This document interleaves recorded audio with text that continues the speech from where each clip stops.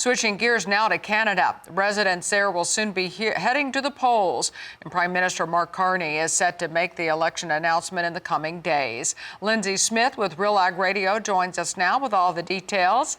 Good to have you with us, Lyndsey. So what do we know right now?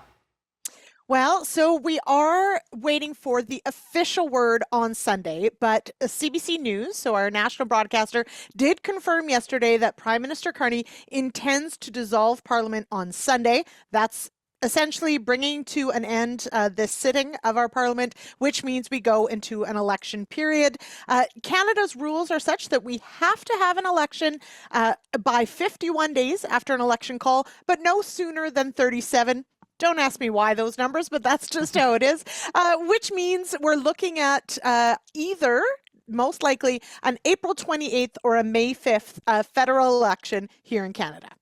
And I know that President Donald Trump actually made some comments on the outcome of the Canadian election this week. What did he have to say?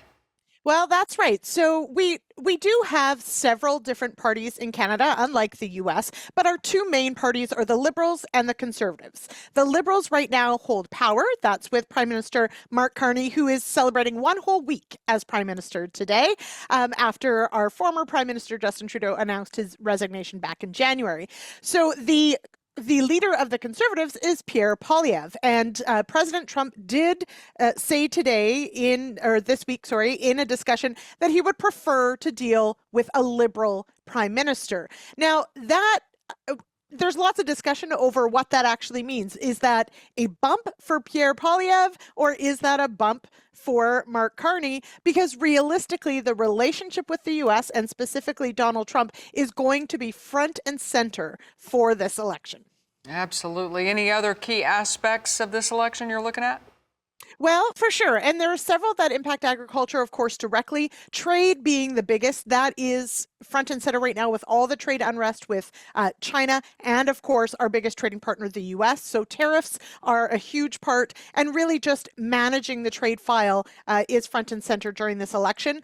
Carbon tax, of course, or how we deal with carbon, also front and center for this election. Prime Minister Mark Carney did set, as of April 1st, the carbon tax here in Canada for individuals, for consumer goods at zero, but hasn't abolished it completely. So that is a sticking point for many Canadians. And of course, affordability.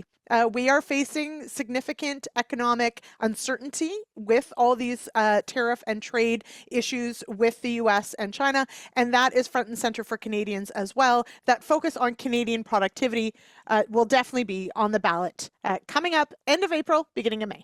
Yeah, agriculture definitely part of that conversation. That's Lyndsey Smith with Real Ag Radio. Appreciate your time this morning. And you can catch Lyndsey and the rest of the team on Real Ag Radio. It airs at 4:30 p.m. Eastern weekdays on Real Radio, Channel 147 on Sirius XM. And we will talk to them again on Market Day Report coming up Monday. This Real Ag Radio update brought to you by Economics. You can go to nutrient-economics.com for the latest crop nutrition research and information.